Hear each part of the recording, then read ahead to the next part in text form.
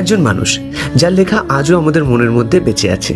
আজ 25শে বৈশাখ, আর আমি এসে গেছি সেই জায়গায় যেখানে জন্ম হয়েছিল বাংলার গর্ব গুরুদেব রবীন্দ্রনাথ টেগরের বাড়ি, জোড়াসাঁকো ঠাকুর বাড়ি। নমস্কার বন্ধুরা, welcome back to my another blog. আমি সৌমু। আজকে তোমাদেরকে পুরো ভাইবটা ফিল করাবো, কালচার, ইমোশন, রবীন্দ্রসঙ্গীত আর বাঙালির গর্ব।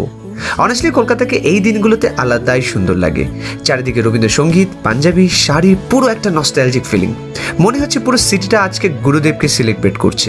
ফাইনালি এসে গেলাম জোড়াসাঁকোতে। এই জায়গায় দাঁড়িয়ে একটা অন্যরকম ফিলিং হচ্ছে।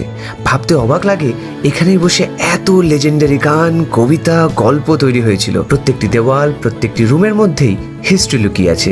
আমি অনেস্টলি গুজবাম্প ফিল করছিলাম এখানে এসে। আমরা হয়তো রোজ বিজি লাইফে থাকি, কিন্তু রবীন্দ্রনাথ আমাদের শিখিয়ে গেছেন আর্ট, কালচার আর ইমোশন কখনোই হারাতে নেই। আজকের এক্সপিরিয়েন্সটা অনেস্টলি খুব স্পেশাল ছিল আমার জন্য।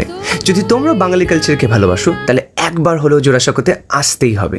ভিডিওটা ভালো লেগে থাকলে লাইক, কমেন্ট আর শেয়ার করতে ভুলো না। আর বলো তোমাদের ফেভারিট রবীন্দ্রনাথের গান বা কবিতা কোনটা। See you in the next blog. Till then follow করতে ভুলো না, আর স্টে ক্রিয়েটিভ, স্টে কানেক্টেড।